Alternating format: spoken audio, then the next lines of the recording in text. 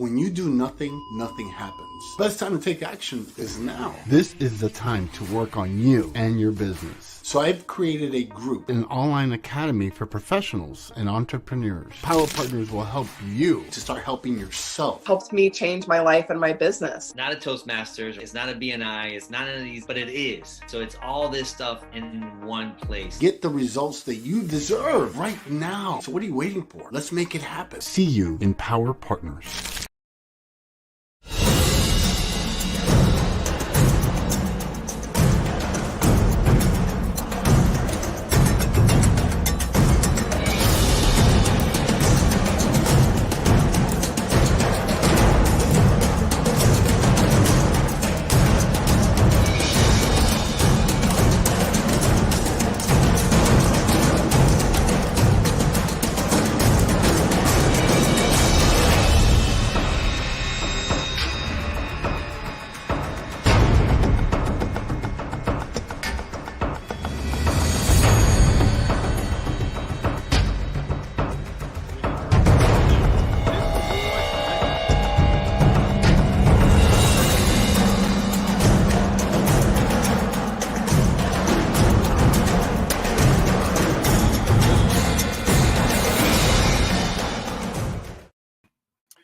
Good morning. Bonjour. Comment ça va? Et toi? Ça va très bien. Ni hao. Hola. Bienvenue. Wan Ying. Bienvenidos. Yo koso. And welcome. Welcome to another exciting episode of Gem Hunter Stories. My name is Barry B. Mixon, and I am a gemological storyteller. And each and every week, I have the opportunity to come into your home to take you on a journey, to places you've never been before, to hear stories you've never heard before. Each week, I get the magnificent opportunity to take you on a mental, physical, and spiritual adventure into the art, science, history, and magic of gemstones, precious metals, and fine jewelry. And I bring all those together in order to create a template, a starting point for you to begin your journey into discovering the value of your own stories. Want to first thank some of our new viewers today. Just looking at my light. Want to thank some of our new viewers today. Felicia, welcome. My friend and partner in France, Catherine, has one of her workmates with her. So bonjour, comment ça va? And today we're going to take it on a whole different level. And of course, I've been waiting for this for a couple of weeks, so here we are today. Remember when we were kids and we talked about and we played a game called Pass the Ball, Pass the Story. Remember that game we used to play called Pass the Story? And when we played that game, we would take a ball just like this. We would take that ball and then we would pass that ball to the next person. And so the game would start out by saying once upon a time. And once we said once upon a time, the journey would begin. And each person would have to continue on with that story. Pass the ball or pass the story. Trying to every week. Okay, pass the story. Now, and the amazing thing about that is when you had, depending on how many people you had, it usually started out with maybe, let's say, one person. And by the time you got to person number 10, the story was completely changed. Your story might have been how you just went across the street to go to the store. And by the time I got to person number 10, or God knows, person number 50, the story was completely different. And when you think about that, it really begins to get you to understand the power of stories. The reason why your teacher or your parents get you to do that story, first of all, it keeps kids active. It teaches kids how to use their mind, their imagination, but it also if you really thought about it, it teaches you the power of a story, because the more that story stayed intact all the way down the line, you begin to understand how strong that story had to be.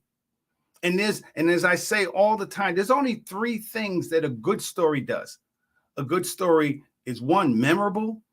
A good story calls you to action. And most importantly, a good story makes you need to tell a friend. So today, adventure is entitled Dragons, Gemstones, and Relationships.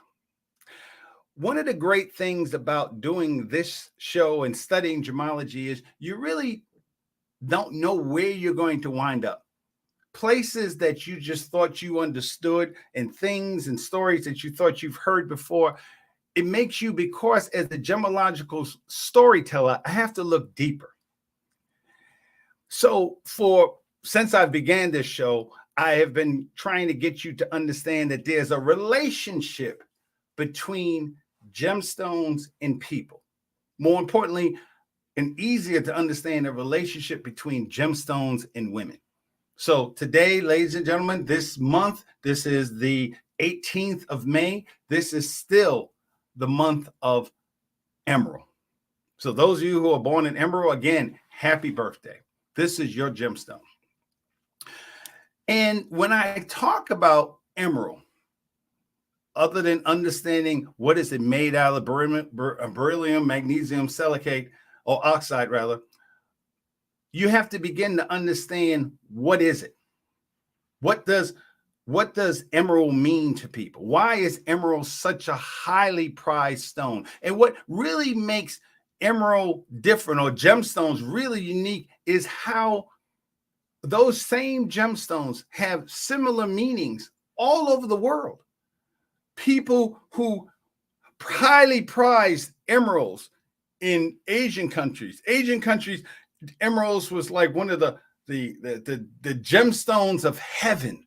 I mean, people truly appreciated gemstones, but that happened in China, that happened in Japan. But those same feelings about an emerald existed in Central America, it existed in South America. When the conquistadors came to look for gold and they saw some of the indigenous people wearing emeralds, they were like, they wanted that, but the native people didn't want to give up their emeralds.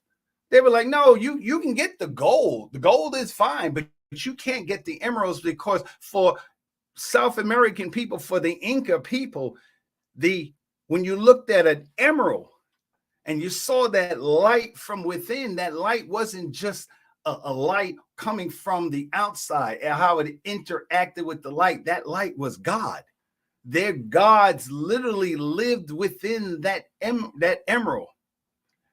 And so when the conquistadors saying, we want the emeralds, they were like, no, you can have the gold. Tell you what, you take the gold, but the emeralds is ours. That's our religion. We believe in it. Our gods live there. So it was a very long time. And unfortunately, millions, thousands of people were killed because they wouldn't give up the secret of an emerald. When we look at emeralds, we're told that an emerald is the stone of prosperity, a stone of courage. When an emerald was in the breastplate of the high priest in the Bible. The emeralds were part of the search for the knight Percival and the Holy Grail. The emeralds basically connected you with the heart chakra and opened up your mind to imagination and prosperity and courage, and it brought everything together. And what's really interesting about that story is that's not just the story coming from one part of the world.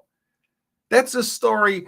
Emeralds had stories like that in South America, in Africa. We talked many times about one of the thing that made Cleopatra such a powerful woman, really the most powerful woman in the world at that time, was because she owned emerald mines. And today we have many, many books. This book right here which is entitled the Book of Stones. This whole big book is basically just filled with hundreds and hundreds of stories telling about not only the chemical processes of emeralds, but more importantly, their metaphysical properties. How people believe in what an emerald can do once you wear an emerald. Once you wear this pendant, this brooch with the diamonds, there were connections, there was energies that would be passed on to you as a result of wearing that emerald. And again, we're talking about Cleopatra days, so we talk about 3,000-4,000 years of history. And yet today in 2022, I'm still telling you about those same stories, which means that there has to be some level of truth. There has to be some connection to keep that story going. How does the person still believe in that? And yet 2,000, 4,000 years later, those stories still exist. In the metaphysical world, the one story that has lasted as long as stories of emeralds are stories about dragons. Dragons were the original mythological creature. Every culture on earth, maybe with the exception of one or two way out there somewhere, had a concept of a dragon. And this whole today's show, I want you to just keep thinking about that game of pass the ball. Think about, here you are, you were told a story once upon a time, and then you'd say, fill in your name, okay, Diane, once upon a time, and then Diane would have to pass it to Susie, and then Susie would have to pass it to Mike, and so on and so forth. So here's a story that has lasted for thousands of years, dragons. And there's been all kinds of dragons. Dragons are found in India. Dragons are found in Africa. Dragons are found in China. Dragons are found in Europe. Dragons are found in every culture. Dragons. And there's all kinds of different types of dragons. There's all kinds of dragons that's out there that we develop. There's good dragons, there's fun dragons, there were happy dragons, there were destructive dragons, and yet that story still exists. So the question is today, why? Why did those stories exist? Why do all of us, if I said dragon, you understand exactly what I'm talking about when you're talking about a dragon? So now some of you are saying to yourself, wait a minute, Barry, hold up for a second. How is that possible? How is it possible for us to create there's no such thing as dragons. Dragons are gone. There's no such thing as dragons. Well, what is this bird?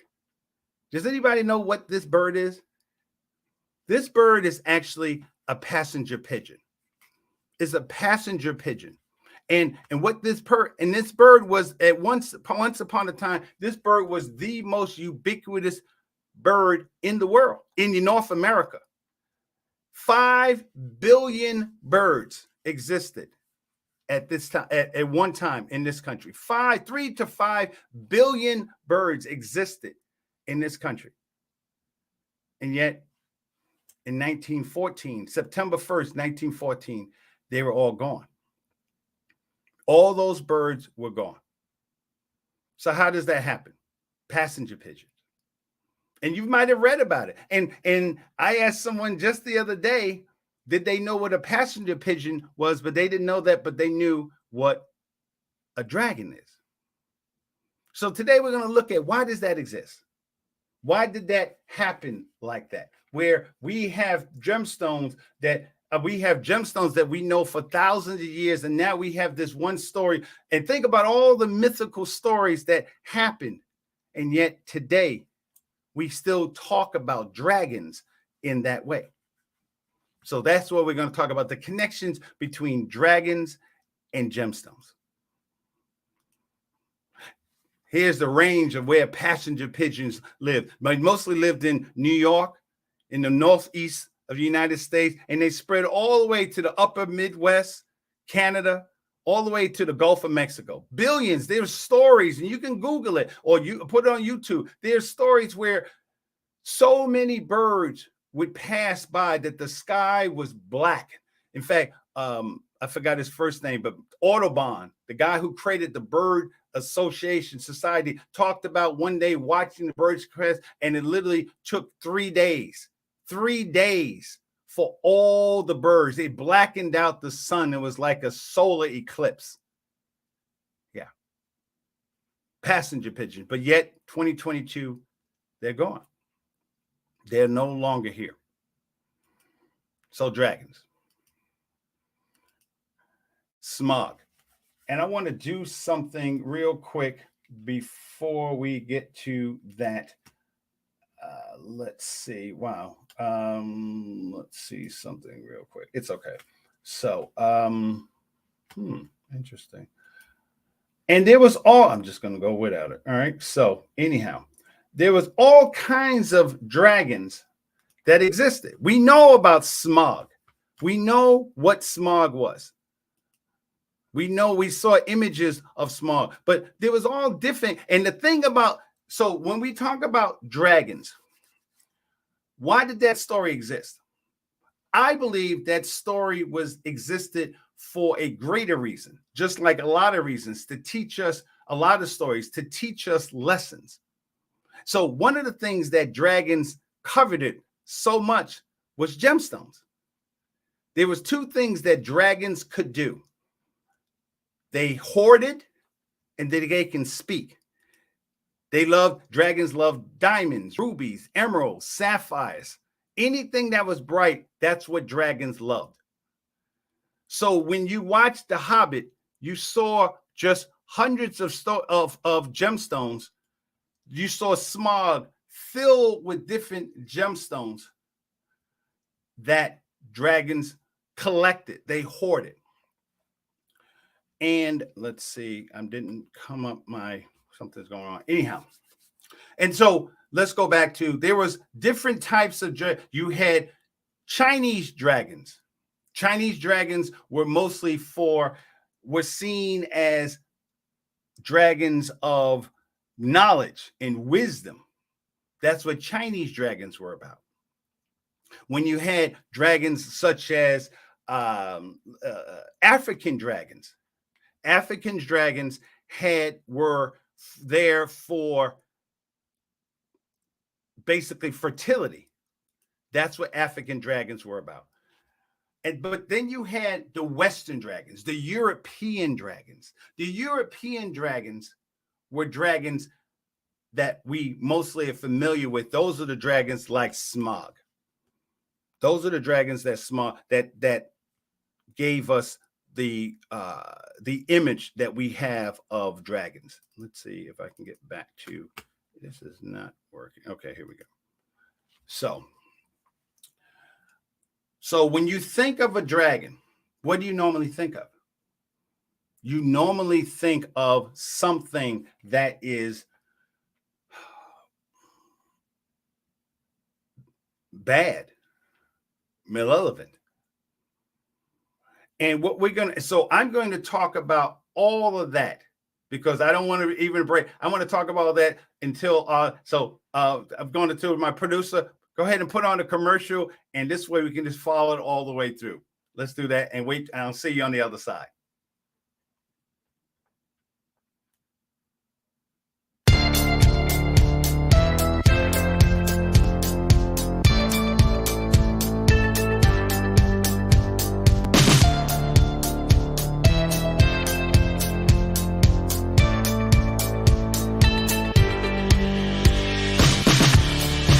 Friday, everyone. Your real worth isn't defined by your net worth. What makes you valuable is how you use what you have been given.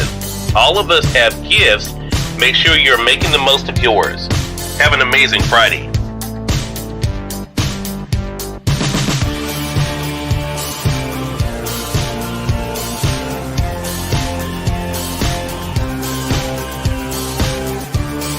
It is now the bottom of the hour. I'm excited to welcome Nancy Matthews to our program today. Nancy is an author of a book. I'm going to go ahead and highlight it in the carousel for you guys. There it is, The One Philosophy. We're going to talk to Nancy not only about the re-release of the book, but also what it's been like for her to share the message with all of you guys. Nancy, great to have you on with us. Hello, hello, hello. So happy to be here.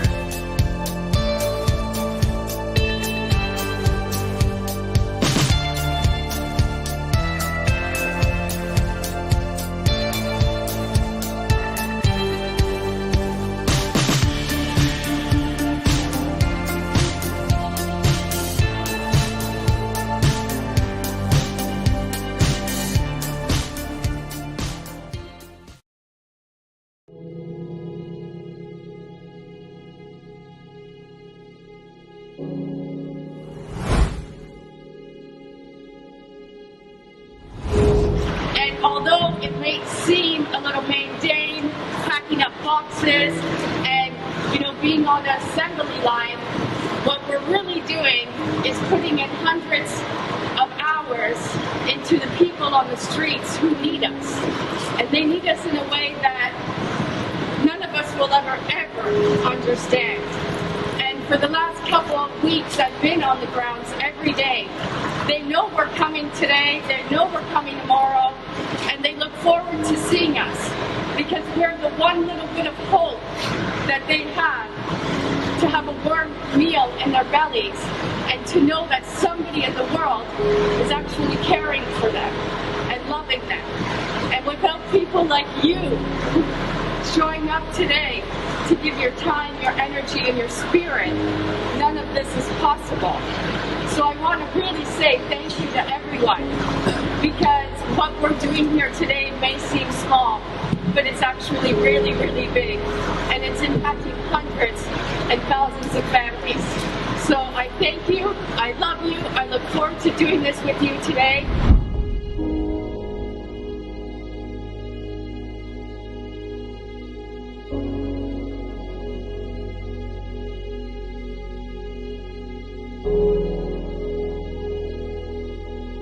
My name is Serena Buffalino, and I am the founder of Help Heal Humanity.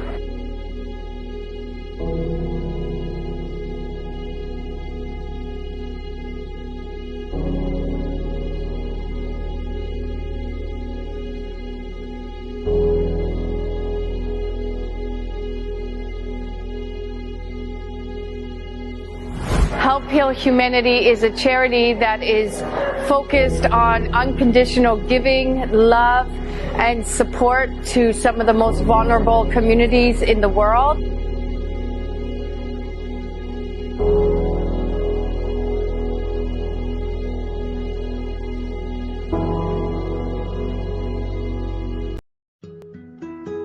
Life is so fragile, and we're constantly reminded just how fragile life can be, especially when we or a loved one is told we have cancer.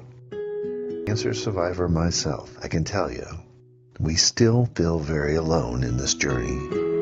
There's a study that's been showing that patients who are socially isolated have a worse prognosis, have a worse outcome than patients who are socially interconnected. Buddies for Life is a non-profit cancer support group for those whose life has been impacted by cancer. We'll match you with the perfect buddy. Humor, hope, heart, and hugs. Humor, hope, heart, hugs, and a whole lot of love. We're offering you a free membership, so please sign up today. Share this with your friends and family, and support this community in every way you can. No one should face cancer alone. I am a chemo buddy for life. We are a buddies network. No one does cancer alone. Be a buddy.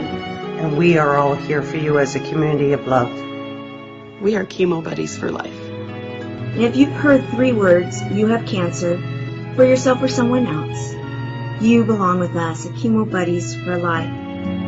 Healing through connections.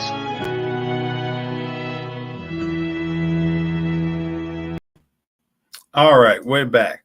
One of the great things that you have to learn how to do as a storyteller is how to make adjustments when things are that's not where you want things to be. So let's see if I got this together. So that, as I was saying, that there are all kinds of different types of dragons. Now I'm trying to pull this up real quick. Okay, here we go. So all right, thank you. Good morning. All right, those of you who are fans, thank you so much. Those of you new, this doesn't happen all the time. So like I've said, dragons, and they were all different kinds of dragons. They were beautiful earth dragons. They were dragons that fought like with men. They were moon dragons. They were very beautiful dragons. They were dragons that people could ride, and they were equal partners. They were fun dragons, like what was his dragon's name? Oh my God, I can't remember his name. Toothless from How to Train Your Dragon. So they were beautiful, elegant, mystical kind of dragons. Again, we talked about the Chinese dragon. We talked about earth dragons. So again, you are saying that dragons don't exist. Well, how do you know for sure? Again, this is the passenger pigeon. Passenger pigeons existed. There were 3 to 5 billion. It was the most ubiquitous bird in North America. When the pilgrims came, they ate. Part of the reason why they were able to eat is because the Native Americans taught them how to catch passenger pigeons. And from the 17th, 18th century, that's what people ate. We talk about in America, turkey. Well, a lot of the turkeys or the birds that we ate weren't chickens. They were passenger pigeons, because supposedly from what I read, they were so delicious. And again, this was the region that they ran. They literally covered most of the United States. So we're talking about dragons. And what I'm here to tell you today, that dragons I believe that dragons not only existed today, but they still exist now. Well, as I said, there's 2 things. Dragons, when you read the whole folklore of dragons, dragons had traits that can be found in all different types of animals. But the 2 traits that dragons had that no other really animal had was the whole concept of hoarding and speaking. Yes, dragons could speak to humans. Not all, but a lot of the worst ones could speak to humans. And what dragons would hoard with diamonds and rubies and sapphires, amethysts, and of course, emeralds. Those are the gemstones that they loved. So, as I said, that dragons could be found all over the world. So the very first mythological creature was a dragon, the African serpent dragon. The oldest deity in the world. It's found in Africa. It's found in Asia. It's found in Australia. And for the African dragon meant fertility and abundance in both male and female. One of the things you'll learn about dragons is unless you truly understand dragons, and I always talk about gem identification, unless you knew what a dragon did or what a dragon looked like, you really couldn't tell between a male or female dragon. So the characteristics that I tell you today are for both men and women. The African rainbow dragon can be found in all these different cultures. West Africa and China, Australia, the Aboriginal tribes in Australia had all kinds of drawings of dragons.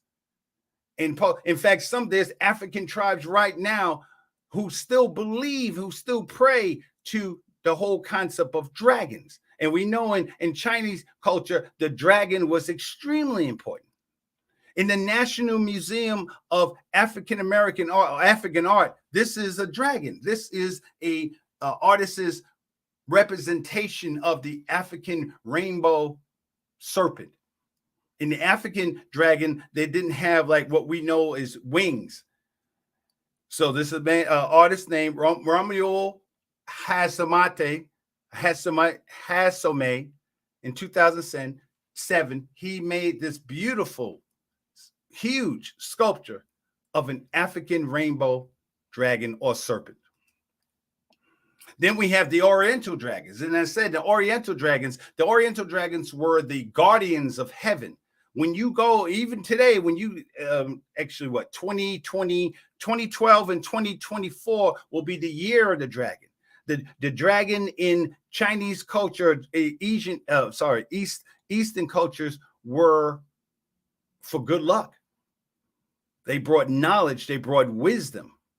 I think it was the Emperor Hung was the first one who incorporated the dragon. In fact, his story was he was a commoner who rose up to become an emperor, but of course, it wasn't cool to have a commoner be an emperor, so they embodied him. They found a representation, something to represent his power, his wisdom, so they used the dragon. And if you look at this dragon's claws, he has 5 fingers, which symbolize a man's hand, like the emperor. And in China during those times, no one could wear the symbol of a dragon but the emperor. And if you did, you were executed.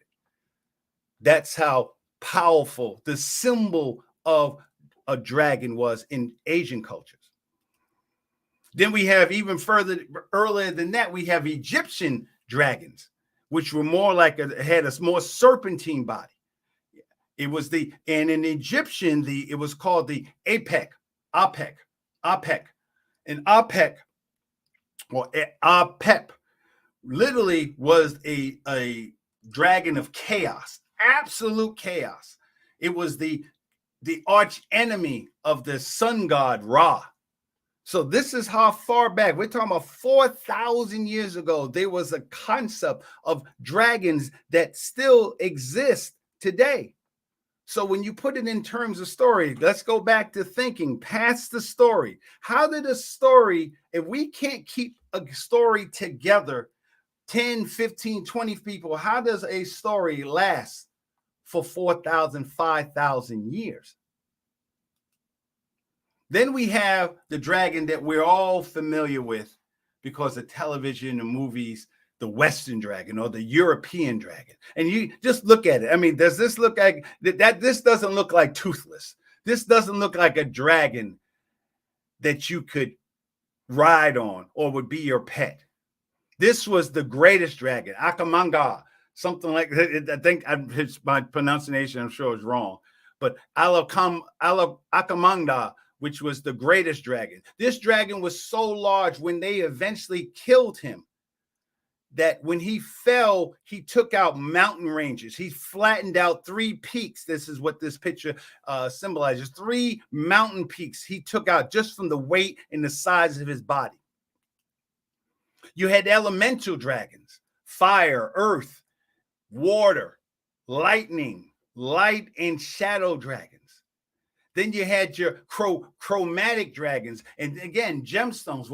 When you look at a chromatic gemstone, that's a gemstone that splits light into different wavelengths. So chromatic, if you're taking notes, chromatic dragons were evil. They were evil aligned. Some of them were just straight up evil. Some of them just kind of tended to go to the dark side. But mostly chromatic dragons were evil. They were all evil, not mostly. They were all evil. Some of them just more evil than most. They were the arch enemy of the next dragon, which is called the metallic dragons. This is a Mercury dragon here. And a metallic dragon could go from good to neutral, depending on the dragon. So like a gemstone, like the stories about gemstones, each gemstone had its own story. Each gemstone had its own meaning.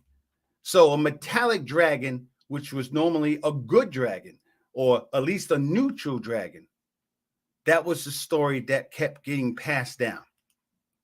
And we had all kinds of metallic dragons. We had brass dragons, bronze dragons, cobalt, of course, gold and silver, and mercury dragons, and even steel dragons.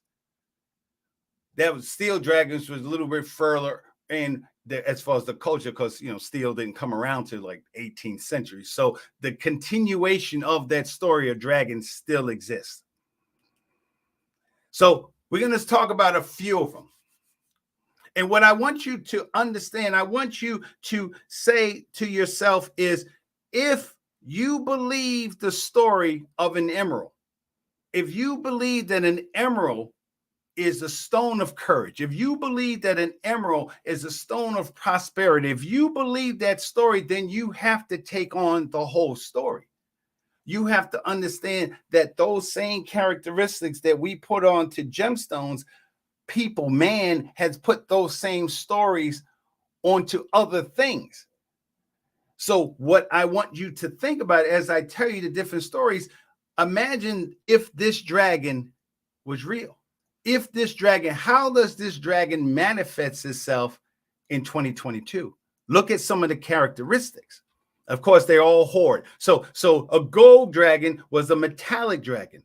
It was called the royal and imperial dragon. The gold dragons were like the baddest dragons that were out there. They were ultimately powerful. There was nothing, very few dragons could beat a gold dragon. Unless there was something wrong with that gold dragon, a gold dragon would beat everybody. The gold dragons had a very high opinion of themselves. They were the pinnacle of living creatures, so they believed. But gold dragons would use their powers for good. They would help mankind. They look at their favorite treasures, what they hoarded. They hoarded pearls. And again, think about the power of a pearl. A pearl, again, back in 1,000 years ago, if you had one pearl, you were rich. If you had a string of pearl, you were like Bill Gates rich. So they hoarded pearls and small gems and woven tapestries and paintings, calligraphy, and fine porcelain. This is what gold dragons hoarded. Then we have copper dragons, which more of a neutrally aligned. And the thing about copper dragons, where they were very clever. They were very clever, very witty. Yeah, they hoarded good jewelry, just the good stuff.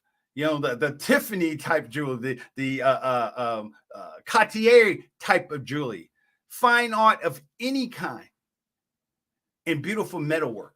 That's what they wanted. And copper dragons were neutral because they used their ability to make people laugh to get in.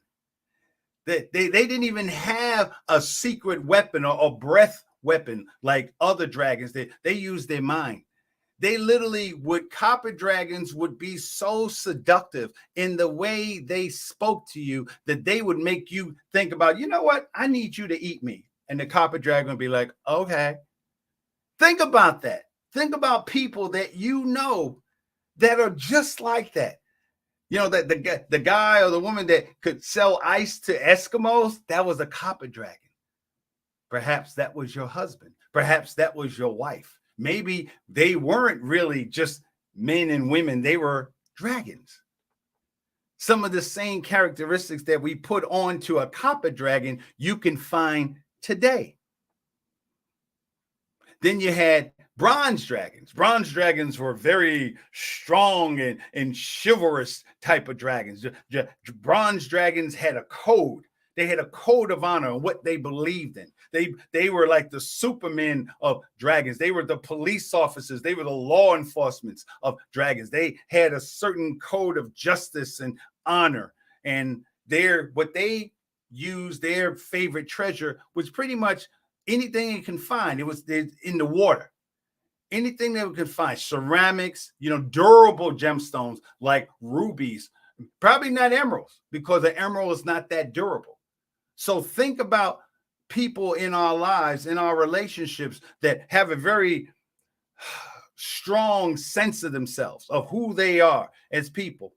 And they're very selective, and they're the person that always wants to do the right thing. Maybe they're bronze dragons. Some of the characteristics that you see that people saw in those type of people, they used dragons as a representation of that. And my point is, the stories that you hear about dragons, the reason why those stories lasted for so long is because they exist, because there was an element of truth to them. Even if you don't believe dragons existed, why do you have to ask yourself the question, why do those stories still exist today? There's lots of types of mythical animals that existed. We don't talk about hydras. We don't talk about the cypress I'm probably pronouncing it wrong, the three-headed dog from Greek mythology. We don't talk about those. We don't talk about those mythical animals in the same ways we talk about dragons. And I believe, as a storyteller, I believe that's because those dragons symbolize things that can be found in human condition. Then we have the fun dragons. The fun meaning that we know these are the chromatic dragons. Most of these dragons are evil or evil aligned. They were the arch villains of the metallic dragons. Bronze dragons fought chromatic dragons all the time because of what they represented. Those are the chromatic dragons are the dragons that we hear about. The Game of Thrones dragons. Those are the Hobbit dragons. Those are all the stories you had where the dragons were fire breathing or evil or ate people. Those are chromatic dragons.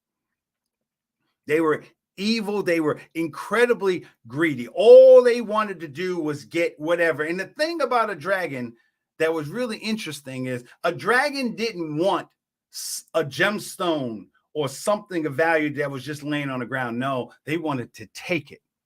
It didn't even have value to it unless this ball, if I had this ball and this ball was worth, let's say, millions of dollars, because I knew this ball was a diamond. And this ball was just sitting around, a chromatic dragon wouldn't want it.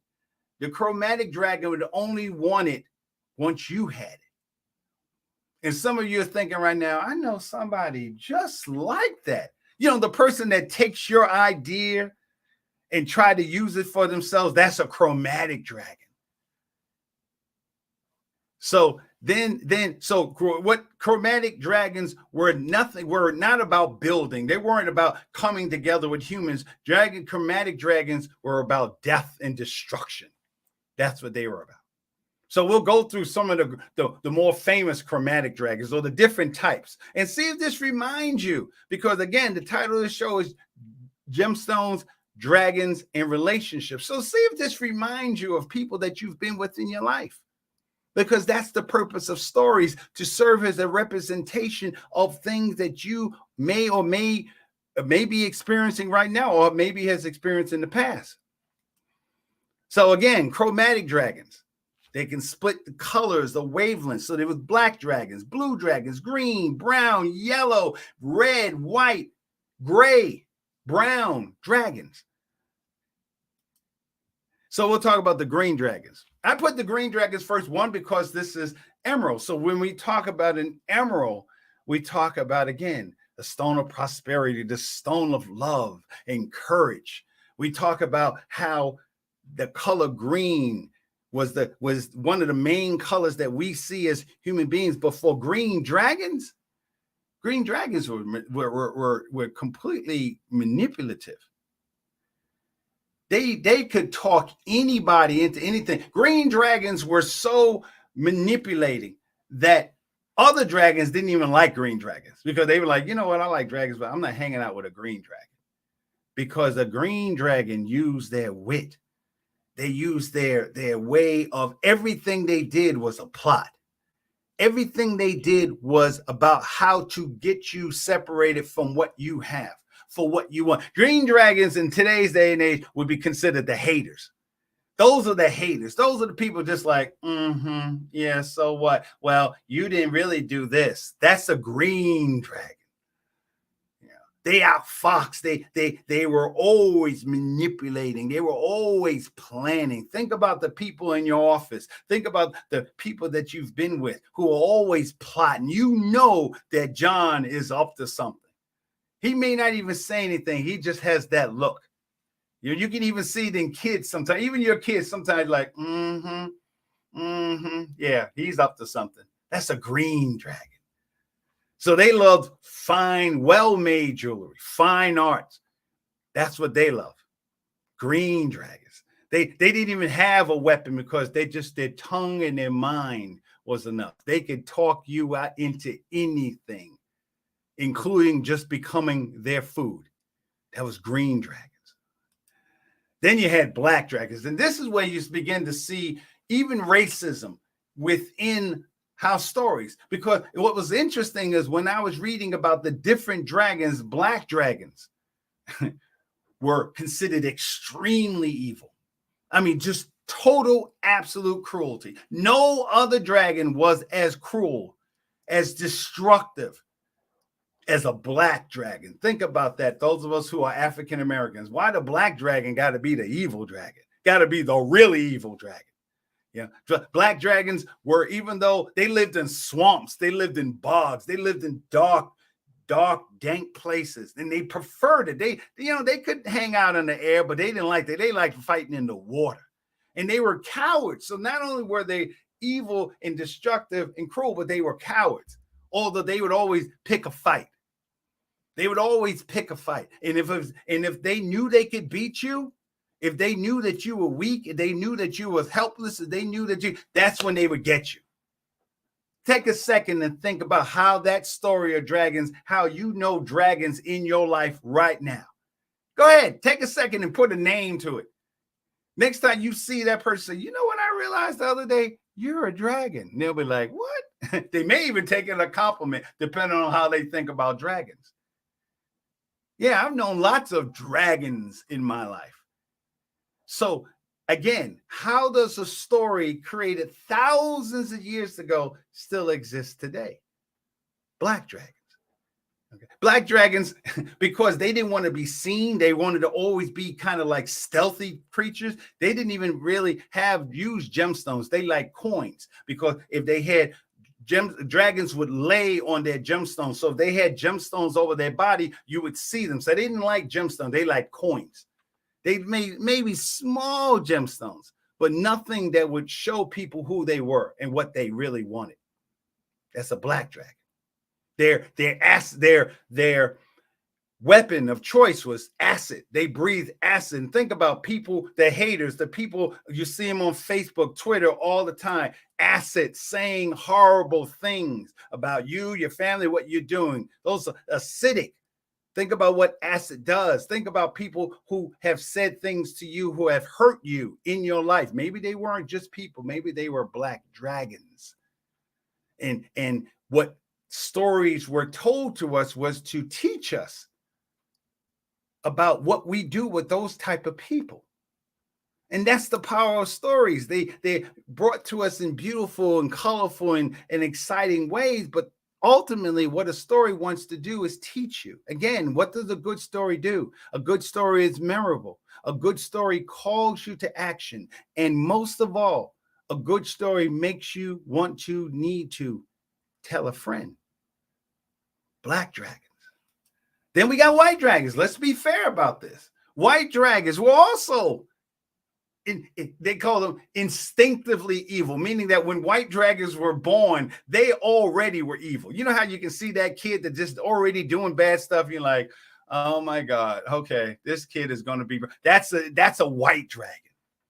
You know, white dragon, black and white dragons, they hold grudges for, especially black dragons. They hold grudges forever. Once you piss off a black dragon or a white dragon, oh yeah, you got an enemy for life. But white dragons, at least black dragons would kind of like check you out first. White dragons, they just eat you. They look at you, they kill you, they eat you next. Then you find out later on, what's going on. How many people in our lives approach you, come to you in that way? They just come in your life, mess up everything, and then they're gone. White dragons liked everything that glittered. Diamonds, rubies, hematite, anything that glittered, any type of, actually not so much hematite, because hematite is a darker stone. They like more light colored stones. So your rubies, your emeralds, your tanzanite, they like those type of stones. Highly polished platinum, silver, mirrors, because they like to see themselves, because white dragons were very proud of who they were. They felt like they were anything that if you weren't a white dragon, you were inferior. Where does that sound familiar? Think about it. Think about it. Those of us living in the United States, if you're not a white dragon, then you're inferior to them. Then we have red dragons. Red dragons, they were just evil, period. Red dragons are the ones that we really know. Dread dragons are the ones, when you hear about dragons destroying whole cities, kingdoms, the dragons that will just burn through everything, that's more than likely that's a red dragon. A red dragon is breathtakingly arrogant creatures. I mean, just if you just bumped the red dragon, you were gone. There was no ifs, ands, or buts about it. If you said anything negative to a red dragon, you were done. They never forgave you for any transgression. Think about that person that you married who was just like that. Think about that coworker who was just they just walking around mad all the time. Morning, John. What do you want? That's a red dragon. And we learned about that type of person 4,000 years. For thousands of years, the stories have been teaching us about that kind of dragon. And when you think about that kind of dragon, you know what that dragon looks like, because that dragon is this guy. Anybody who watched The Hobbit knows who this dragon is. This is Smaug. Smaug was just unbelievably evil dragon. If you ever watched the movie, especially The Desolation of Smaug, the Hobbit, you saw immediately how evil Smaug was. Smaug said he was the last of the great dragons.